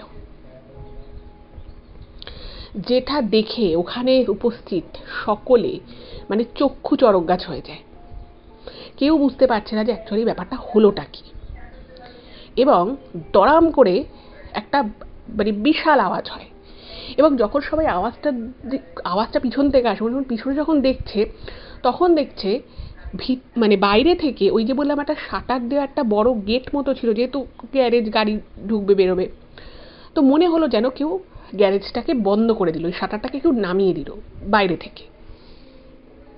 কিন্তু ঘরের যত লোকজন ছিল সবাই ওখানে, একে তো ওরকমভাবে কাঁচগুলো ভেঙে পড়েছে, ফলে বাইরে থেকে কেউ কিভাবে শাটারটা নামিয়ে দিতে পারে সেটা কিন্তু কিছু বোঝা গেল না। এবং সঙ্গে সঙ্গে একজন লোক গিয়ে, ওদেরই ওখানে যে ছিল, সে গিয়ে বাইরের মানে ভিতরের যে গেট আর কি, সে ভিতরের গেট দিয়ে গিয়ে যখন সে দেখছে, তখন দেখছে বাইরে কেউ নেই, এবং সে কোনো রকমে গেটটাকে একটু সামান্য ফাঁক করতে পারো, সেগুলো তুলতে পারে না, মানে মারাত্মক লেভেলের ভারী হয়ে গেছে। এবং এই সমস্ত কিছু যখন হচ্ছে, তখন কিন্তু মানে এই নন্দপুরোহিত তখন আর উনি না মানে নিজেকে স্থির রাখতে পারেননি। উনি তখন বলছেন যে আচ্ছা, এই মানুষটা যে মারা গেছে ইনি কবে মারা গেছে, মানে ওনাকে একটা কথা বলা হয়েছে, এবং উনি সেই বেসিসেই আর কি হিসেব করে কবে শ্রাদ্ধ পড়বে সেগুলো সব উনি বলেছিলেন। কিন্তু ওনার একটা মনে প্রথম থেকেই একটা সন্দেহ বলুন বা একটা অদ্ভুত ফিলিংস ওনার এসেছিল যে এখানে কিছু একটা তো গন্ডগোল আছে। এবার সেটা কী গন্ডগোল এক্স্যাক্টলি সেটা কিন্তু উনি জানতেন না। তো উনি বলছে যে আপনি তো জানেন অমুক দিন মারা গেছে, কেন আপনি এই প্রশ্ন করছেন? তখন বলছে যে না, আমি এতদিন থেকে শ্রাদ্ধের কাজ বিভিন্ন জায়গায় করছি, কোনোদিনও আমার তো এইরকম অভিজ্ঞতা হয়নি, এইখানে এসে আমার এরকম অভিজ্ঞতা কেন হচ্ছে? আর আপনারাও হয়তো বুঝতে পারছেন যে যার শ্রাদ্ধ হচ্ছে তিনি কোনোভাবেই তার আত্মা হয়তো চাইছেন না, বা কোনো একটা শক্তি এই শ্রাদ্ধের কাজটাকে ক্রমাগত বাধা দিয়ে যাচ্ছে। এবার দেখুন, এই যে পরপর যে ঘটনাগুলো ঘটছে, বাড়ির লোক প্রচণ্ড ভয় পাচ্ছে। বিশেষত যে ওনার ওই যে ছেলেটি কাজ করছে সেই ছেলেটিও ভয় পেয়েছে, ওর বউ তো ভীষণ ভয় পেয়েছে। কিন্তু ওদের দেখে বোঝা যাচ্ছে যে ওরা ভয় পেলেও নিজেদেরকে খুব স্বাভাবিক দেখানোর চেষ্টা করছে, মানে কৃত্রিমভাবে, মানে নাটকের মাধ্যমে নিজেদের সব কিছুকে খুব স্বাভাবিকভাবে দেখানোর চেষ্টা করছে, যেটা একেবারেই কিন্তু স্বাভাবিক নয়। এইবারে ওই ছেলেটি এবং তার স্ত্রী এই পুরোহিত মশাইকে জোর করতে থাকে যে আপনি তাড়াতাড়ি যেভাবেই হোক এটাকে, মানে শ্রাদ্ধের কাজটাকে শেষ করুন। এবারে পুরোহিত মশাই তিনি তো বুঝতে পারছেন যে এখানে একটা বিশাল কোনো গন্ডগোল রয়েছে। এবার যে মুহূর্তে ওরা এরকমভাবে বলা শুরু করলো, সেই মুহূর্তে কিন্তু পরিস্থিতি আরও খারাপ হতে লাগলো। প্রথম কথা হচ্ছে যে ওখানে যে কজন ওদের বাড়ির লোকজন ছিল তার মধ্যে দুজন মানে কিছু একটা ছুতো নাতা করে ওখান থেকে বেরিয়ে গেল, এবং যেটুকু পুরোহিত মশাই বুঝতে পারলেন ওরা একদম বাড়ি থেকেই বেরিয়ে গেল। ওরা হয়তো কিছু আন্দাজ করেছিল, ওদের হয়তো কিছু মনে হয়েছে, সেটা পুরোহিত মশাই ঠিক জানেন না। এইবারে যখন আবার উনি শ্রাদ্ধের কাজটা শুরু করছেন, উনি মন্ত্র পড়া আর কি চালু করে দিয়েছেন, ঠিক সেই মুহূর্তে পুরোহিত মশাইয়ের মনে হলো যেন ওনার ঠিক সামনে, একদম ওনার সামনে এসে কেউ দাঁড়িয়ে রয়েছে। কিন্তু উনি কিন্তু ঘরের মধ্যে মানে যে কজন আছে তা ছাড়া আর কাউকেই কিন্তু উনি দেখতে পাচ্ছেন না, কিন্তু উনি পরিষ্কার বুঝতে পারছেন যে ওনার সামনে কেউ একজন দাঁড়িয়ে রয়েছে, এবং ওনার চোখের সামনেটা মাঝে মধ্যেই হঠাৎ করে খুব ঝাপসা হয়ে যাচ্ছে। এবার বুঝতেই পারছেন পুরোহিত মশাই যদি এরকম অস্বস্তিতে থাকেন, তিনি যদি ঠিকমতো চোখে দেখতে না পান, বা কিছু একটা কারণে যদি এরকম সমস্যা সৃষ্টি হয়, তাহলে উনিও মন্ত্রোচ্চারণ করতে পারছেন না।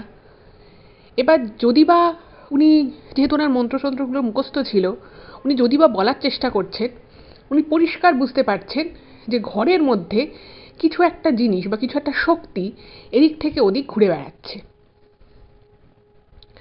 এইবারে উনি যেটা ইমেলে জানিয়েছেন যে ওনার যিনি, মানে উনি যার থেকে গুরুদীক্ষা নিয়েছিলেন, ওনার গুরুদেব, তিনি না ওনাকে এই ধরনের পুজো আর্চা এগুলো তো শিখিয়েছিলেনই, তাছাড়াও বেশ কিছু ওনাকে মন্ত্র দিয়েছিলেন, মায়ের মানে মাতৃমন্ত্র, যে মন্ত্রগুলো খুবই মানে গুহ্য মন্ত্র টাইপের যেগুলো, সেগুলো নিয়ে উনি কিছু কথা লিখেছেন ইমেলে। তো সেটাকে যদি আমি একটু সহজ করে আপনাদের সামনে বলতে চাই, সে ব্যাপারটা এরকম দাঁড়াবে যে ওনাকে যে গুহ্য মন্ত্র দিয়েছিল সেই মন্ত্রে এটা, মানে উনি আর কি বিভিন্ন সময় আর কি ওনার গুরুদেব ওনাকে বলেছিলেন যে তুমি হয়তো অনেক সময় এমন কাজের জায়গায় যাবে, সেখানে হয়তো তুমি যার জন্য কাজটা করছো বা যেভাবে কাজটা করতে গেছো, অনেক ক্ষেত্রেই দেখবে সেই কাজটা কিন্তু সেভাবে হবে না, অনেক বাধার সম্মুখীন হতে পারে, বা এমনও হতে পারে যে সেখানে এমন কোনো দুষ্টু আত্মা রয়েছে যে তোমাকে ওই কাজটা করতে দেবে না। তো সেই জন্য নিজের শরীর বন্ধ করা বা নিজেকে প্রোটেক্ট করে নিজের কাজটুকু করা, যাতে নিজের কোনো ভ্রমের বশবর্তী হয়ে যাতে নিজের কাজ থেকে, নিজের জায়গা থেকে যাতে উনি লক্ষ্যভ্রষ্ট না হন, সেই জন্য ওনাকে কিন্তু কিছু মন্ত্র দিয়েছিল। এবং সেই মন্ত্র এতটাই পাওয়ারফুল মন্ত্র, তো সেই মন্ত্র যদি উনি পাঠ করেন, যে মন্ত্রগুলো ওনাকে জীবনে খুব বেশিবার পাঠ করতে হয়নি তখনও অবধি, এবার উনি দেখছেন যে তো মহা বিপদ, আমি কিছুতেই কাজটা করতে পারছি না। আর এদিকে যে ছেলেটি কাজে বসেছে সে এবং তার স্ত্রী ভয় পাচ্ছে ঠিকই, কিন্তু তারাও ক্রমাগত বলে আছে ঠাকুরমশাই আপনি তাড়াতাড়ি করে কাজটা শেষ করে দিন। এবার আপনারা বুঝতেই পারছেন যে ঠাকুরমশাইয়ের উপরে এবার একটা বিশাল চাপ এসে পড়ল। এবারে উনি কি করেছেন, উনি সেই মন্ত্র পাঠ করে, নিজের মনে মনে সেই গুহ্য মন্ত্র পাঠ করে, গুরুদেবজিকে স্মরণ করে, ভগবানকে স্মরণ করে উনি সেই মন্ত্রটা পাঠ করেন। এবং যে মুহূর্তে উনি মন্ত্রটা পাঠ করেন, ওনার যে সমস্যাগুলো হওয়া শুরু হয়েছিল, মনে হচ্ছিল যেন ওনাকে কেউ বাধা দিচ্ছে বা কিছু, সেইগুলো কিন্তু বন্ধ হয়ে যায়। কিন্তু ওইটা বন্ধ হলেও এইবার উনি বুঝতে পারছেন পুরো ঘরের মধ্যে একটা হাওয়া টাইপের কিছু, একটা কুণ্ডলীকৃত, মানে যজ্ঞের যে আর কি ধোঁয়া ছিল সেটা কিন্তু নিভে গেছে, কিন্তু তারপরেও মনে হচ্ছে যেন একটা কালো কুণ্ডলীকৃত ধোঁয়া পুরো ঘরটার মধ্যে, মানে একদম মানে যাকে বলে মানে দৌড়ে বেড়াচ্ছে। এবং এমতাবস্থায় কি হয়েছে, হঠাৎ করেই কোনোখানে কিছু নেই, উনি মন্ত্রোচ্চারণ করছেন যে ছেলেটি কাজে বসে, ছেলেটিও কাজ করছে। হঠাৎ করেই ছেলেটা না মানে মন্ত্র বলতে বলতে কিছু একটা দেখে মনে হলো একদম স্থির হয়ে গেল। মানে ওর চোখ স্থির, ওর হাত পা পুরো শরীর স্টিফ হয়ে গিয়ে ও যেন একদিকে মানে এক দৃষ্টে কোনো একদিকে তাকিয়ে রয়েছে। এবার এইটা যখন হয় তখন না মানে ওখানে আরও যে কজন গুটি কয়েকজনই ছিল তো তারাও খুব অবাক হয়ে যায়।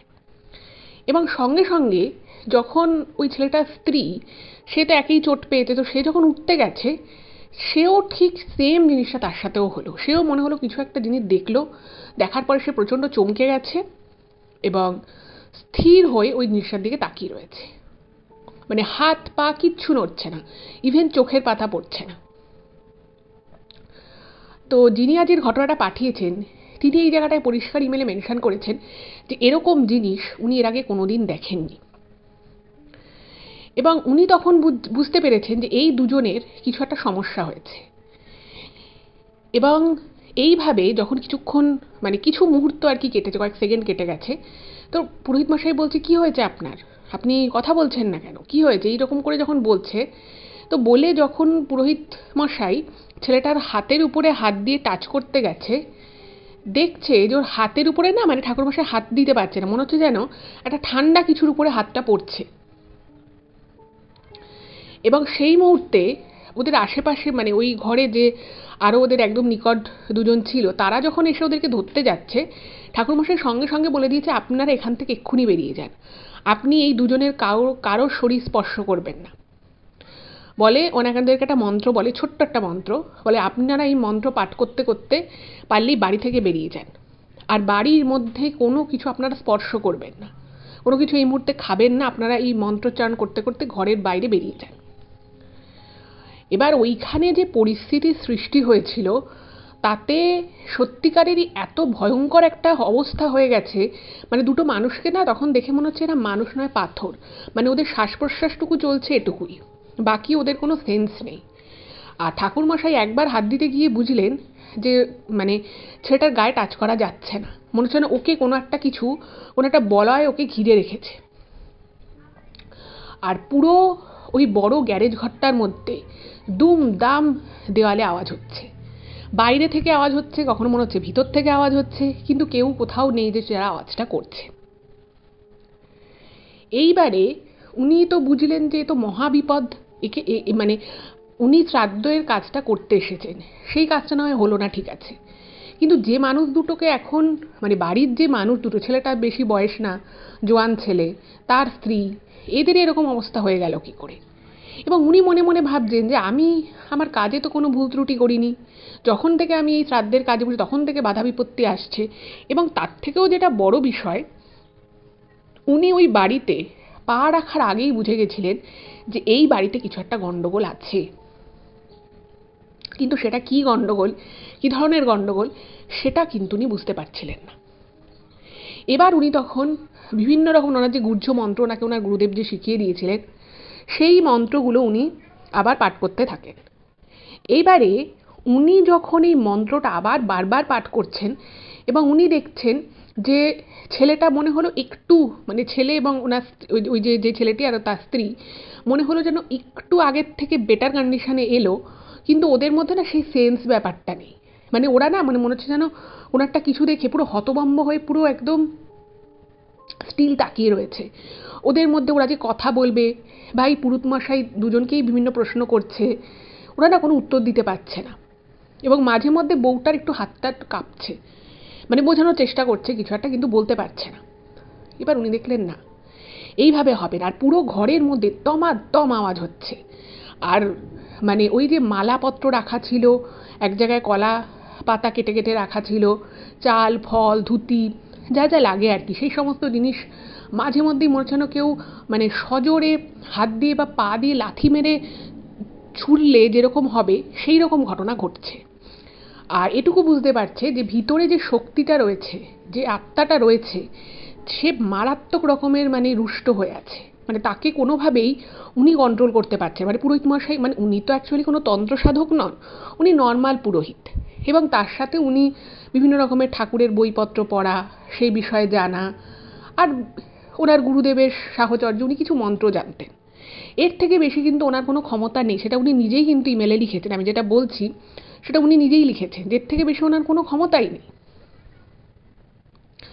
কিন্তু এখানে পরিস্থিতি আস্তে আস্তে হাতের বাইরে যেতে শুরু করলো।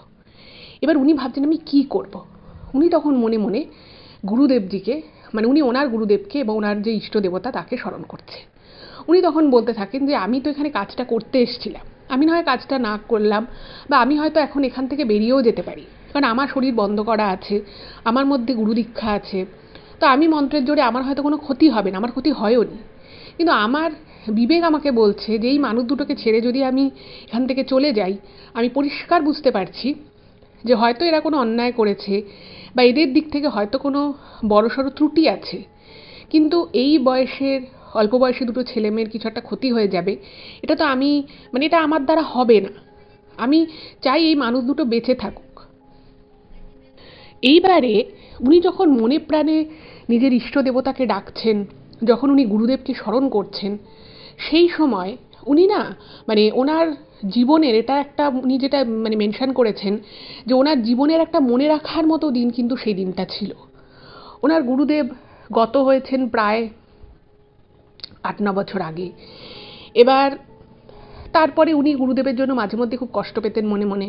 উনি প্রত্যেক দিন পুজো আর্চার সময় গুরুদেবজিকে স্মরণ করতেন, তার চরণে ফুল দিতেন, কিন্তু কখনো এরকম হয়নি যে উনি গুরুদেবকে প্রত্যক্ষ করবেন, বা মানে ওনার হয়তো জীবনে কোনো কষ্ট হয়েছে, বা উনি হয়তো কোনো একটা এমন সিচুয়েশনের মধ্যে আছেন যে সময় ওনার মন খারাপ বা মন খুব খুশি, উনি গুরুদেবজিকে স্মরণ করেছেন এবং উনি বুঝতে পেরেছেন যে গুরুদেবজি ওনার সাথে আছেন।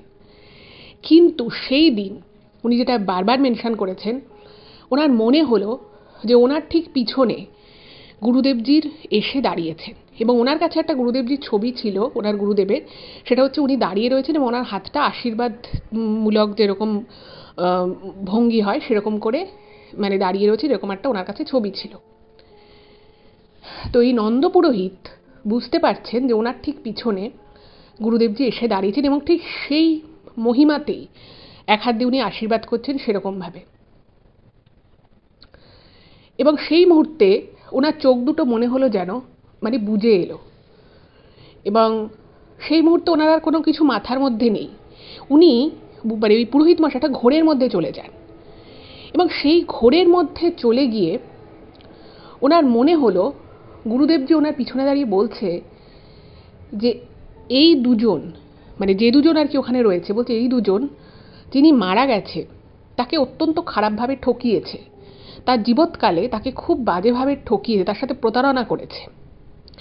এবং এই যে প্রতারণাটা করেছে, মানে যে ব্যক্তি মারা গেছেন তিনি মারা যাওয়ার কিছু মুহূর্ত আগে আর কি পুরো ব্যাপারটা বুঝতে পারেন যে তার সাথে কত বড় প্রতারণা করেছে এই দুজন।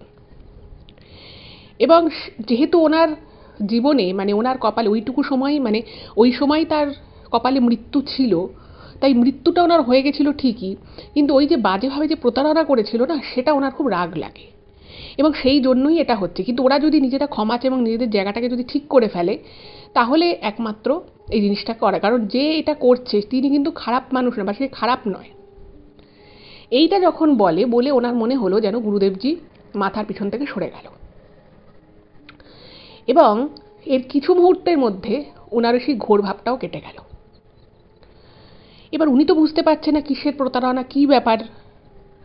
তখন উনি কিছু ঠাকুরের মন্ত্রতন্ত্র বলেন, এবং বলে ওদের গায়ের মধ্যে জল ছেটাতে থাকেন, গঙ্গা জল ছেটাতে থাকেন, এবং তাতে মনে হলো ওরা দুজনেই একটু হলেও ওদের শরীরে জোর এলো, বা আগের থেকে কিছুটা বেটার হলো।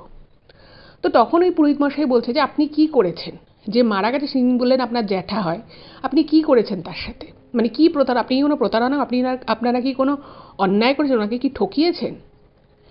এবার না মানে যে বউটা ছিল সে তো মানে কিছু বলতে চাইছে না, কিছু বলার মতো অবস্থাতেও নেই, সেরকম একটা মনে হচ্ছে।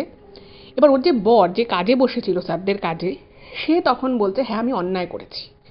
তখন বলছে আপনি কি অন্যায় করেছেন বলুন আমাকে, আপনারা যদি না বলেন তাহলে কিন্তু আপনারা এই যে জিনিসটা আপনার সাথে হচ্ছে বা আপনাদের এই বাড়িতে হচ্ছে, এটা থেকে কিন্তু আপনারা মুক্তি পাবেন না।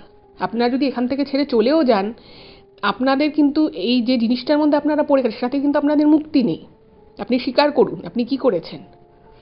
তখন বলছে এই যে লোকটা ছিল, লোকটা এবং যে ভদ্রলোক মারা গেছে তিনি এবং তার ওয়াইফ দুজনেই বাড়িতে থাকতেন এবং ওনারা দুজনেই থাকতেন, ওনাদের কোনো উত্তরাধিকার এরকম কেউ কিছু ছিল না। এবার ওনারা খুব ভালোভাবে নিজেদের জীবনটা কাটাতেন এবং এই যে ছেলেটিকে মানে এনার ভাইয়ের আর কি ছেলে, তাকে কিন্তু যথেষ্টই ভালোবাসতো। কিন্তু ওই যে বলে মানুষের লোভ, অতিরিক্ত লোভ হলে যা হয়। তো এই ভদ্রলোক যিনি মারা গেছেন তিনি অনেক রকমের চ্যারিটেবল সোসাইটির সাথে যুক্ত ছিলেন এবং উনি বেশ কিছু অনাথ আশ্রমে টাকা পয়সা দান করতেন রেগুলার বেসিসে এবং সেখান থেকে অনেকে উচ্চশিক্ষা করলে তাদেরকে উনি সাহায্য করতেন, এরকম চলতো। এবার এই ভদ্রলোক এবং যথেষ্ট বয়স হয়েছিল, তো ভদ্রমহিলা কিছুদিন পরে মারা যান। এবার যখন ভদ্রমহিলা মারা যান তখন কিন্তু এই ছেলেটি এবং তার বউ এদের বাড়িতে এসে উঠে পড়ে এবং খুব ভালো মানুষের সুযোগ নিয়ে মানে এমন দেখাতে থাকে যে খুব ভালোবাসে, খুব চিন্তা করে। তো সমস্ত কিছু বলে যে তোমারও তো বয়স হয়েছে জ্যাঠা, তো তোমাকে কিছু করতে হবে না, আমি তোমাকে দেখব। এবং সেই করে এবং সেই জ্যাঠা কিন্তু ছেলেটির কথায় বিশ্বাস করে এবং তাকে সমস্ত টাকা পয়সা কোথায় কি আছে সে সমস্ত আস্তে আস্তে বলতে থাকে এবং তিনি খুব নিশ্চিন্ত বোধ করেন যে ঠিক আছে, আমারও বয়স হয়েছে, তো আমাকেও একটু দেখাশুনো করবে। আর বাকি মানে ওনার পক্ষে আর ওনারও বয়স হয়ে গেছিল, ওনার স্ত্রী মারা যাওয়ার পর উনিও একটু একা হয়ে পড়েছিলেন, তো ওনার না বাইরে বেরোতে কতটা ভালো লাগতো না। তো উনি কী করতেন, যে জায়গাগুলোয় উনি মাসে মাসে টাকা দিতেন বা বছরে বছরে যেখানে উনি টাকা দিতেন সব টাকাটাই কিন্তু ওই ছেলেটাকে দিয়ে দেওয়ানো স্টার্ট করলেন। এবার এই ছেলেটি এবং তার স্ত্রী এতটাই লোভী ছিল, তারা সেই টাকা পয়সাগুলো সেই জায়গায় দিত না। তারা বলতো এসে যে হ্যাঁ আমরা অমুক জায়গায় দিয়ে এসেছি, আর এই বলে তারা টাকাটা নিজেদের পকেটে পুরে দিত। এরকম দীর্ঘদিন ধরে হয়। এবার ওই লোকটার ফোনেও বিভিন্ন এই ধরনের যারা যেসব চ্যারিটেবল সোসাইটির সাথে উনি যুক্ত ছিলেন, তো তাদের ফোন আসতো। এবার এই ছেলে আর ছেলের বউ মিলে কী করে, ভদ্রলোকের ফোন নাম্বারটা চেঞ্জ করে দেয় এবং উনি বুঝতে পারেন না যে ওনার সিম কার্ডে মানে ওনার ফোনে অন্য সিম কার্ড ভরা হয়েছে। ফলে যারা টাকা পাচ্ছিল না তারা হয়তো ফোন করে বলেছে যে দাদা আপনি তো টাকাটা পাঠান প্রত্যেক মাসে বা বছরে, এবারে কিন্তু আমরা পাইনি। এবার সেই ফোনটাও উনি কিন্তু পেতেন না। এইভাবে বেশ কিছুদিন চলে যায়, আস্তে আস্তে ওনারও শরীর ভাঙতে থাকে। এবারে একদিন কি হয়, লোকটা একা ছিল। এবার উনিও বিভিন্ন সোসাইটির সাথে যুক্ত ছিলেন, তো তাদের মধ্য থেকে দুটো লোক ওনার সাথে দেখা করতে আসে বাড়িতে এবং সেদিন যেহেতু বাড়িতে আর কেউ ছিল না, তো স্বাভাবিক খুব সোজাসুজিভাবেই লোকটার সাথে দেখা হয়ে যায়। এবার দেখা যখন হয় তখন উনি জানতে পারেন যে বহুদিন থেকেই উনি যে জায়গাগুলো টাকা দান করতেন সে একটা জায়গাতেও টাকা জমা পড়েনি। এবার উনি বুঝতে পেরে যান যে উনি তো প্রত্যেক মাসে মাসে বা যেরকম শিডিউলে টাকা দেওয়া ছিল উনি তো টাকা দেওয়ার দায়িত্বটা ছেলেটাকে দিয়েছিলেন। এবার ছেলেটা যে দেয়নি সেটা উনি পরিষ্কার এবার বুঝে যান। এবার এটা নিয়ে ওনার মনের ভিতরে একটা অশান্তি সৃষ্টি হয়। উনি ছেলেটিকে এবং তার বউকে জিজ্ঞেস করে। এবার এর মধ্যে ছেলেটাকে যেই মুহূর্তে উনি জিজ্ঞেস করে ছেলের কিন্তু একদম পুরো রূপ পাল্টে যায়, সে চিৎকার চেঁচামেচি করতে থাকে এবং ইন দ্য মিন টাইম ওই বাড়িটা কিন্তু এই ভদ্রলোক অলরেডি ওই ছেলেটাকে লিখে দিয়েছিলেন।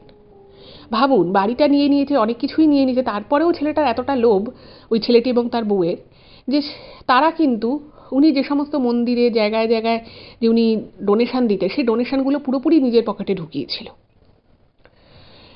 এবং ওই যে দুর্ব্যবহারটা করে, ওই যে খারাপ ব্যবহারটা করে, এইটা না উনি আর নিতে পারেননি। মানে উনি মনে মনে ভেবেছিলেন যে হয়তো ছেলেটা বলবে যে হ্যাঁ আমি এক দুবার হয়তো দিইনি বা কিছু, উনি ভেবেছেন একটু বিনীতভাবে বলবে বা হয়তো নিজের দোষটা স্বীকার করে নেবে। কিন্তু উনি যখন বুঝতে পারলেন যে দোষ স্বীকার করা তো দূরের কথা, সে আরও খারাপ ব্যবহার করলো, এটার ওই ভদ্রলোকটা মেনে নিতে পারেননি। এবং এই দুঃখ শোক রাগ যাই বলুন না কেন সেইটা নিয়ে কিন্তু ভদ্রলোক মারা যায়। এবং তারপরে সে মারা যাওয়ার পরে যখন দেখছে যে মানুষজনকে ভুল বোঝানো হচ্ছে, ওই ছেলের বউ তারা শ্রাদ্ধের কাজ করছে, কিন্তু উনি বেঁচে থাকাকালীন ওনাকে যে মান সম্মানটা দেওয়া উচিত ছিল সেটা ওরা দেয়নি, সেইটার জন্য কিন্তু ইনি প্রচণ্ড মানে রাগ হয়ে গেছে এবং ফলে তার মুক্তি হওয়াটাও কিন্তু সম্ভব নয়। তো এইগুলো যখন ওই পুরোহিতমশাই শোনে, উনি বলছেন যে আপনি তো প্রচণ্ড ভুল কাজ করেছেন, আপনি এত বড় একটা অন্যায় করেছেন, আপনাকে তো সব দিয়েই দিয়েছিল, আপনার এত লোভ আপনাদের দুজনের। তখন ওরা বলছে যে আমরা কি করব তাহলে। তখন উনি বলছে যে দেখো, তোমরা আগে প্রথম কথা নিজেদের দোষ স্বীকার করো, ক্ষমা চাও, এবং যে পরিমাণ টাকা যেখানে যেখানে দেওয়ার ছিল, এই শ্রাদ্ধ তোমরা পরে করো, আমি এখন করব না, অন্য কাউকে দিয়েও তোমরা যদি করাও সেই কাজটা কিন্তু সম্পন্ন হবে না। তোমরা যে ভুলগুলো করেছো সেই ভুলগুলোকে আগে ঠিক করো। যেখানে যেখানে তোমরা প্রতারণা করেছো, টাকা পয়সা জমা দাওনি, সেখানে গিয়ে যে যে পরিমাণ টাকা দেওয়ার কথা ছিল ঠিক সেই পরিমাণ টাকা তোমরা সেখানে দিয়ে এসো, এবং এইগুলো যত তাড়াতাড়ি সম্ভব তোমাদেরকে কিন্তু করতে হবে। যদি তোমরা করো তাহলে ভালো, না হলে তোমরা পৃথিবীর যত বড় পুরোহিতকে দিয়েই কাজ করানোর চেষ্টা করো না কেন, এই কাজ কিন্তু হবে না। এবার এই সমস্ত শুনে মানে ওই ছেলেটা এবং তার বউও কিন্তু বেশ ভয় পেয়ে যায়, এবং ওরা বলে যে আমরা 1 সপ্তাহ আমাদের সময় দিন, আমি 1 সপ্তাহের মধ্যে সমস্ত হিসেব বার করে কোথায় কোথায় উনি কী পরিমাণ টাকা দিতেন আমি সব দিয়ে দেবো, এবং দরকার হলে মানুষটাকে প্রাণে বাঁচবে। ওরা এতটাই ভয় পেয়ে গেছে, ওরা বুঝতে পেরেছে যে কিছু একটু হলে ওদের প্রাণ সংশয় পর্যন্ত হতে পারত, সেটা ওরা বুঝে যায়। এইবারে ওরা তখন 1 সপ্তাহ সময় চেয়ে নেয়, এবং যেটা পুরোহিতমশাই জানতে পারেন যে সত্যি সত্যি ওরা কিন্তু এই একটা সপ্তাহের ভিতরে সমস্ত জায়গায় যা যা টাকা পয়সা পেন্ডিং ছিল, যে যে জায়গায় ওরা প্রতারণা করে টাকাগুলো দেয়নি, নিজেদের পকেটে পুরে নিয়েছিল, সেই জায়গাগুলো গিয়ে কিন্তু ওরা সেই পরিমাণ টাকাই দিতে থাকে, এবং 1 থেকে 1.5 সপ্তাহের মধ্যে ওরা পুরো কাজটা সম্পন্ন করে ফেলে। এবং খুব অদ্ভুত বিষয় হচ্ছে যে এই কাজটা করে ওরা কিন্তু এই পুরোহিতমশাইকেই ফোন করে ডাকে এবং ওনাকে রিকোয়েস্ট করে যে এই কথা যেন বাইরের কেউ জানতে না পারে। তো পুরোহিতমশাই বলছে, দেখুন আমি কেন কাউকে বলতে যাব, আমি অনেক কাজ করি, আমি আপনাদের পারিবারিক ব্যাপার, এটা আমি কখনোই কাউকে বলতে যাব না। কারণ ওরা ভয় পেয়েছিল যে যদি এটা কোনো প্রশাসনিক ব্যাপারে চলে যায় তাহলে একটা বিষয় হবে। কিন্তু যেহেতু ওরা নিজেরাই স্বীকার করেছিল, ওই ছেলেটি এবং তার স্ত্রী, এবং তারা নিজেদের দোষটাকে আবার ঠিক করে নেওয়ার চেষ্টা করে, যতটা সম্ভব আর কি ঠিক করা যায় ওরা করে নেয়। এবং এরপরে এই পুরোহিত মশাই কিন্তু ঠিক 1.5 সপ্তাহের মাথায় আবার তিথি নক্ষত্র দেখে উনি শ্রাদ্ধের একটা সময় ঠিক করে দেন, এবং সেই দিনে ওই বাড়িতে ওই সেম গ্যারেজের মধ্যে কিন্তু সেমভাবেই শ্রাদ্ধের কাজটা শুরু হয়। এবং অদ্ভুত বিষয় হচ্ছে যে যেদিন প্রথম এই কাজটা উনি করতে এসেছিলেন, সেদিন যেমন আমি আপনাদেরকে বলেছিলাম যে বাড়িতে ঢোকার আগেই ওনার মনে হয়েছিল এই পুরো বাড়িটা যেন একটা শক্তির বলয়ের মধ্যে রয়েছে, বা এমন একটা কিছুর মধ্যে রয়েছে যেটা খুব শক্তিশালী, বা যেটার জন্য হয়তো কাজটা হবে, সেটা ওনার প্রথমেই কিন্তু মনে হয়েছিল। কিন্তু এই দিন যখন উনি কাজটা করতে ঢোকেন ওই বাড়িতে, উনি পরিষ্কার বুঝতে পারেন যে সমস্ত যা যা এই বাড়িতে ছিল, যে অস্বাভাবিক জিনিসগুলো ছিল, সমস্তটাই কিন্তু চলে গেছে, এবং বাড়িটা আর 5টা সাধারণ বাড়ির মতোই একটা বাড়ি। এবং খুব ভালোভাবে নির্বিঘ্নে এই পুরোহিত মশাই কিন্তু শ্রাদ্ধের কাজটা শেষ করেন, এবং তার সাথে ওই ছেলেটিও যে শ্রাদ্ধের কাজটা করছিল তারও কিন্তু আর কোনো রকম কোনো বাধা বিপত্তির কোনো কিছু সম্মুখীন তাকে হতে হয় না। খুব ভালোভাবে শ্রাদ্ধের কাজ মিটে যায়, ওই মালা পড়ে যাওয়া বলুন বা আগুন নিভে যাওয়া বলুন, এরকম কোনো ধরনের কোনো অস্বাভাবিক ঘটনা কিন্তু ঘটে না। এবং তারপর এই ঘটনার পরে যখন শ্রাদ্ধ শান্তি সমস্ত মিটে যায়, তো ওই ছেলেটি এবং তার বউ পুরোহিত মশাইকে বলে যে আচ্ছা, এখন তো মিটে গেল সমস্ত কাজ, কিন্তু এরপরে আমাদের কোনো ক্ষতি হবে না তো? তো তখন উনি বললেন যে না, এরপরে কোনো ক্ষতি হবে না, এবং উনি যেভাবে কাজ করেছেন উনি বললেন যে তাতে ওনার মুক্তি হয়ে গেছে। তবে তোমাদেরকে একটা জিনিস বলি, তোমরা কিন্তু এইভাবে একটা মানুষ যে তোমাদের ভালোবেসে তোমাদের নিজের একেবারে একদম নিজের কেউ তো না, উনি তো চাইলে পুরো সম্পত্তিটাও দান করে দিতে পারতেন, তাতেও তো আপনাদের কিছু বলার থাকতো না, কিন্তু এরকম করে কারোর সাথে প্রতারণা করবেন না। জীবনে ভালো পথে চলুন, দেখবেন কোনো দিন এরকম কোনো সমস্যাই হবে না। তো ওরা তারপরে নাকি যেটা জানিয়েছিল যে ওরা আরও কিছু টাকা পয়সা, সেটা ওই ভদ্রলোকেরই আর কি, মানে বাড়িটা বাদে বাকি যা টাকা পয়সা ছিল সেগুলোও নাকি ওরা বিভিন্ন জায়গায় দান করে দেয়, যে সমস্ত জায়গায় আর কি ওনার যাতায়াত ছিল সে সমস্ত জায়গায়। এবং ওদেরকে একটা রিকোয়েস্ট করেছিল যে এই কথাটা কাউকে বলবেন না। তো অবশ্যই ঠাকুরমশাই এখানে তো ওনার আসল নিজের নামটাই প্রকাশ করেননি। তো এখানে বাকি যারা ওই ফ্যামিলিতে ছিল তাদের নাম বলার কোনো প্রসঙ্গই আসে না। কিন্তু এই ঘটনাটা থেকে কিন্তু অনেক কিছু শেখার আছে এবং জানার আছে। তো এটাই ছিল আজকের ঘটনা। কেমন লাগলো জানাবেন, আর যদি ভালো লাগে প্লিজ চ্যানেলটাকে সাবস্ক্রাইব করবেন, আর এই চ্যানেলের ভিডিওগুলোকে একটু আপনাদের ফ্রেন্ড এবং ফ্যামিলির মধ্যে শেয়ার করে দিন। আপনারা ফেসবুক, হোয়াটসঅ্যাপ যে কোনো মাধ্যমে কিন্তু ঘটনা শেয়ার করতে পারেন। আর আপনাদের কাছে যদি এরকম কোনো ঘটনা থাকে সেগুলোও কিন্তু ইমেল করে পাঠিয়ে দিতে পারেন। সকলে ভালো থাকবেন, দেখা হবে আবার পরবর্তী এপিসোডে। নমস্কার।